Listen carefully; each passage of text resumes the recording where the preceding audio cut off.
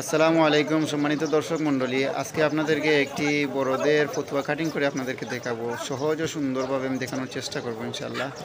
তো এখানে যে আমি কাপড়টি নিয়েছি সেই কাপড়টি দিয়ে আমি ফতুয়াটি কাটিং করব। তো কাপড়টি পরিমাণ হলো এই 2 গজ পরিমাণ কাপড় আমি এখানে নিয়েছি, ঠিক আছে।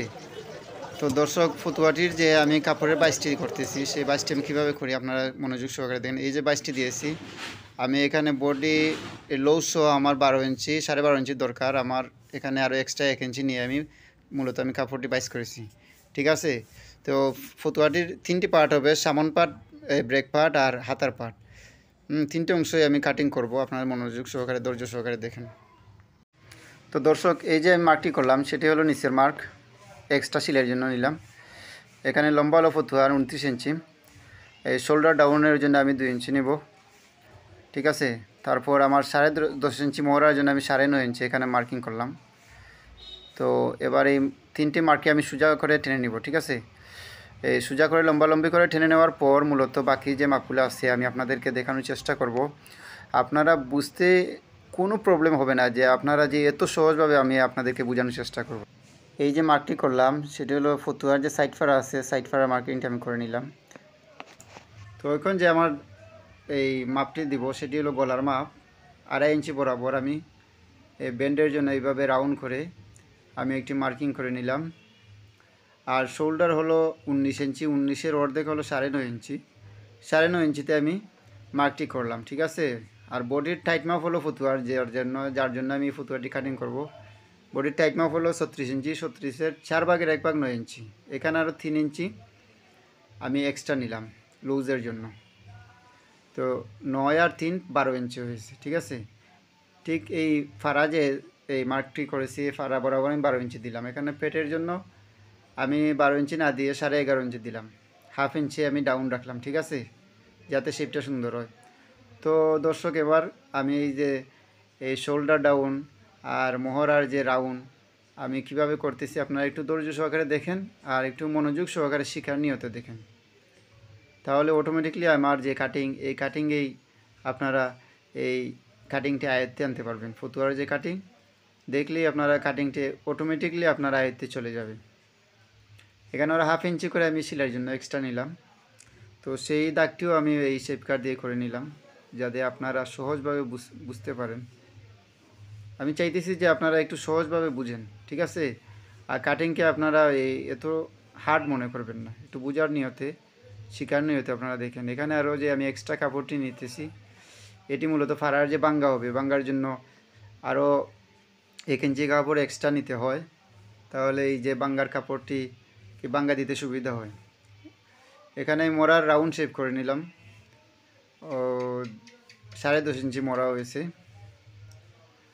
আচ্ছা যাক, এবার এই মার্কিং বরাবর আমি কাটিংটি করে নিই, ঠিক আছে। তো এইভাবে আমি এই যে আজকে এই ফতুয়া যে এটি কাটিং করতেছি, এটির এই সামনের যে পার্ট আছে এই পার্টটি কিন্তু আমি কাটিং করতেছি। আপনারা মূলত ফতুয়ার 3টি অংশ থাকে, সামন পার্ট, পিছন পার্ট আর হাতার পার্ট। তো এই যে মার্কটি করলাম সেটি হলো সামনের পার্ট। তো সামনের পার্টটি মার্কিং করার পরে আমি সেম ফতুয়ার লৌসো হয়েছে 12.5 ইঞ্চি, 1 ইঞ্চি আর এক্সট্রা নিয়েছি 13 ইঞ্চি, 13 ইঞ্চি বরাবর আর ব্রেক সাইডের জন্য আবার এই কাপড়টি আমি বিছিয়ে নিলাম, ঠিক আছে। তো বন্ধুরা দেখেন, এভাবে আমি এই পিছন পার্টের উপরে আমি সামন পার্ট বিছিয়ে নিলাম। এখন যে এই পিছন পার্টের শোল্ডার এই 2 ইঞ্চি আমি বাড়িয়ে নিলাম, ঠিক আছে। এখানে আমি 3 ইঞ্চি নিলাম, আর বললাম শোল্ডার এই 19 ইঞ্চির অর্ধেক 9.5 ইঞ্চি, 9.5 ইঞ্চি বরাবর মার্কটি করে আমি এই মার্কিংটি আমি এই ডাউন কীভাবে দেই আপনারা তো দেখতেছেনই। একটু মনোযোগ সহকারে দেখেন কীভাবে আমি শেপ কাট দিয়ে কোন জায়গায় কীভাবে আমি মার্কটি করতেছি, আপনারা একটু মনোযোগ সহকারে দেখেন। এখানে আমি 1 ইঞ্চি এই মিডিলে আমি মার্কটি করে গলার যে রাউন্ড আছে রাউন্ডটি দিয়ে দিলাম। এইভাবে আমি এই মোহরার যে রাউন্ড আছে রাউন্ডটিও দিয়ে দিলাম। তো দেখেন আমার ব্রেক সাইডের মার্কিংটাও করা শেষ। তো এবার কাটিংটি করে নিব। তো ব্রেক সাইডের কাটিংটি করা শেষ হয়ে গেলে মূলত আমি দেখব যে মোহরা কত ইঞ্চি টোটাল হয়েছে, আর মোহরার মাপ অনুযায়ী আমি হাতাটি কাটিং করব। তো একটি চাকন মার্ক দিয়ে দিলাম। এখন মেপে দেখবো যে কত ইঞ্চি আমার টোটাল হয়েছে। তো এখানে দেখেন 10.5 ইঞ্চি হয়েছে, ঠিক আছে।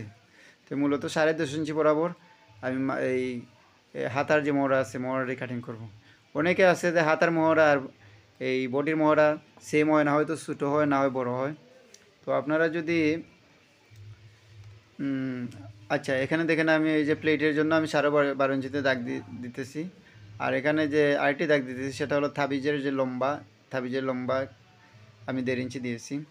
তো এবার দেখবো যে আমার এই ফতুয়াটির গলা কত ইঞ্চি হয়েছে। 15.5 ইঞ্চি হয়েছে। হাফ ইঞ্চি আমি এক্সট্রা, হাফ ইঞ্চি আরও বাকি রাখলাম যাতে আমি এই ফতুয়াটি সেলাই করার পরে আমি এই সেটে নিয়ে মিলাতে পারি।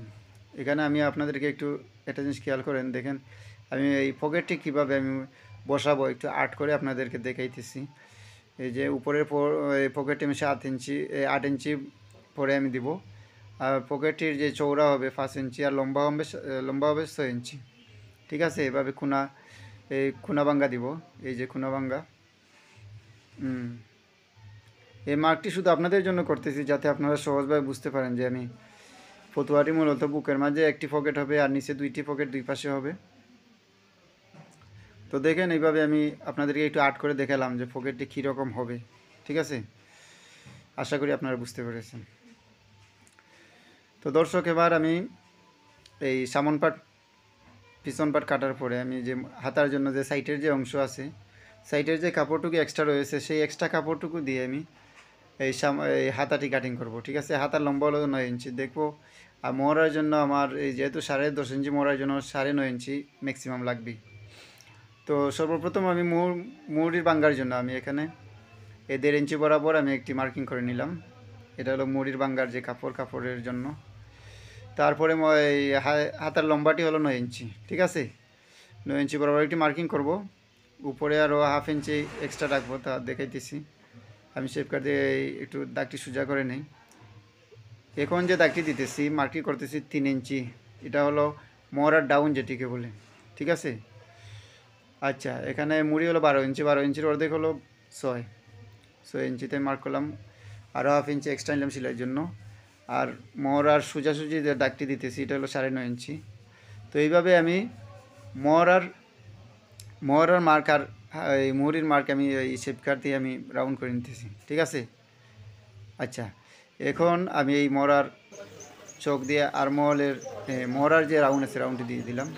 কেউ বলে আরমহল, কেউ বলে মোহরা, আমি যেটি বুঝেন। তো এবার হাতাটা আমি কাটিং করতেছি, দেখেন এই যে হাতার যে মোহরা আমি কাটিং করেছি। অবশ্যই এই হাতার মাঝে তালপাত দেওয়া লাগবে, আমি তালপাত দিব। আমি হাতাটি কাটিং করার পরে এই মোহরা সাইডে কিন্তু 4 পার্ট আছে, 4 পার্টের মাঝে আমি 2 পার্ট নিয়ে আমি এইভাবে এই যে দেখেন আমি তালপাটটি করে নিলাম, ঠিক আছে। তো কত ইজিলি আপনাদেরকে এই ফতুয়াতে কাটিং করে দেখেছি, আমি কিন্তু এতটা হার্ড করিনি, ঠিক আছে। আপনারাও সহজভাবে বোঝার চেষ্টা করবেন। আর কাটিংকে যদি মনে করেন যে এই হিমালয় পাহাড়ের মতো, তাহলে কিন্তু জীবনেও কাটিং শিখতে পারবেন না। কাটিংকে মনে করতে হবে যে এটা তো ইজিলি একটা সাবজেক্ট, হ্যাঁ সবাই পারে, আমিও পারবো। এই মনোভাব নিয়ে যদি আপনারা কাটিং দেখেন, অবশ্যই আপনারা কাটিং আয়ত্তে আনতে পারবেন।